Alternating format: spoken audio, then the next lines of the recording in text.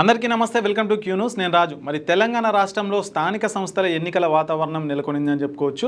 ఇక ఏదైతే హైకోర్టు గడువు విధించో సెప్టెంబర్ 30 లోపు ఎలక్షన్స్ అయితే నిర్వహించాలని చెప్పిన నేపథ్యంలో మరి ఇక్కడ రాష్ట్ర ప్రభుత్వం కానీ ఎన్నికల కమిషన్ కానీ ఇక రెండు కూడా మరి ఎన్నికలకు సిద్ధమైందని చెప్పుకోవచ్చు. మరి ఏదైతే గతంలో ఎన్నికలు అయితే జరిగాయో సర్పంచ్ కానీ ఎంపీటీసీ కానీ వార్డు మెంబర్ కానీ మరి ఇప్పుడు కొన్ని గ్రామాలలో అయితే ఈ ఎన్నికలు జరగమని చెప్పుకోవచ్చు.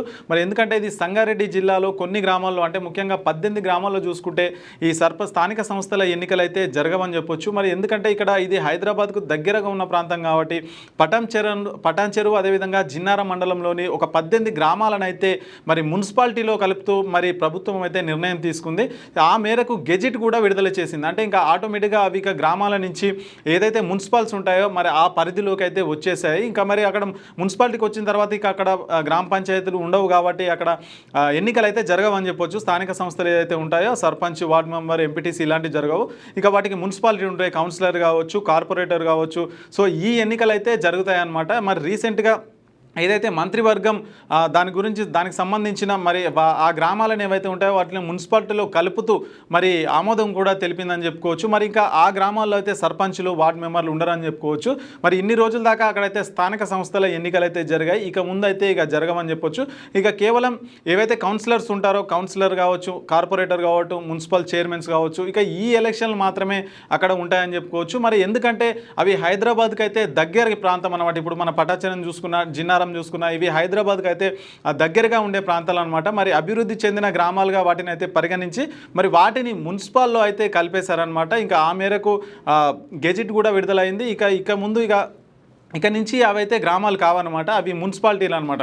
అందులో కౌన్సిలర్స్ ఉంటారు, చైర్మన్లు ఉంటారు, మరి కార్పొరేటర్లు ఉంటారు. అదేవిధంగా సో దీనికి సంబంధించి కూడా మరి గవర్నమెంట్ అయితే గెజిట్ అయితే విడుదల చేసింది. మరి కొద్దిగా మరి ఇది పట్టణ ప్రాంతాల్లో కలిపినందుకు ఆనందంగా ఉన్న మరి కొన్ని గ్రామాల్లో ఏవైతే బెనిఫిట్స్ ఉంటాయో అవైతే పొందలేకపోతున్నామని చెప్పేసి ప్రజలు కూడా ఆవేదన అయితే వ్యక్తం చేస్తూ ఉన్నారు.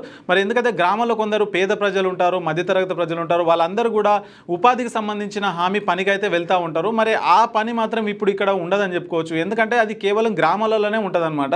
మరి ఏదైతే పట్టణ ప్రాంతాలు ఉంటాయో, మున్సిపాలిటీ ఉంటుందో అక్కడ ఉండదు కాబట్టి మరి ఇక్కడ కొద్దిగా పేద ప్రజలు, మధ్యతరగతి ప్రజలు కూడా మరి కొద్దిగా ఇబ్బందులకైతే గురవుతున్నారన్నట్టుగా ప్రజల నుంచి అయితే మనకైతే వినిపిస్తుంది. మరి కొద్దిగా మరి దీనికి ప్రభుత్వం కూడా ఆలోచించి మరి వీటికి ప్రత్యామ్నాయం చూడాలని చెప్పేసి కూడా ప్రజలు అయితే కోరుకుంటున్నారు. జిన్నారం మండలంలోని 8 గ్రామాలను మొత్తం 18 గ్రామాలను అయితే మున్సిపాలిటీలుగా చేశారని మనమైతే గెజిట్ అయితే నోటిఫికేషన్ విడుదల చేసింది. ఏదైతే ప్రభుత్వం నిర్ణయం తీసుకుందో మంత్రివర్గం, ఆ గ్రామాలకు సంబంధించి ఇంద్రోల్ అదేవిధంగా జిన్నారం మండలాలను అయితే మున్సిపాలిటీగా చేస్తూ ప్రభుత్వం అయితే గెజిట్ నోటిఫికేషన్ విడుదల చేసిందని చెప్పుకోవచ్చు. మరి దీనికి సంబంధించి కూడా ప్రజలు అయితే కొద్దిగా అసహనత వ్యక్తం చేస్తూ ఉన్నారు. ఎందుకంటే ఉపాధికి సంబంధించిన పనులు అక్కడ ఉండవు కాబట్టి మరి పేద ప్రజలు, మధ్యతరగతి ప్రజలకు కొద్దిగా ఇబ్బందులకు కలుగుతుంది. మాకు వేరే ఉపాధి అవకాశాలు కల్పించాలని కూడా అక్కడ ప్రజలు అయితే కోరుకుంటున్నారు. లేటెస్ట్ న్యూస్ తెలుగు మరియు ఇంగ్లీష్ అప్డేట్స్ కోసం ఇప్పుడే క్యూ న్యూస్ అఫీషియల్ యాప్ ని ప్లే స్టోర్ నుండి డౌన్లోడ్ చేసుకోండి. సరికొత్త సమాచారాల కోసం క్యూ న్యూస్ వెబ్సైట్ ని ఫాలో అవ్వండి. ఛానల్లో ప్రాంతీయ, జాతీయ, అంతర్జాతీయ వార్తలు వీక్షించండి. లైక్ చేయండి.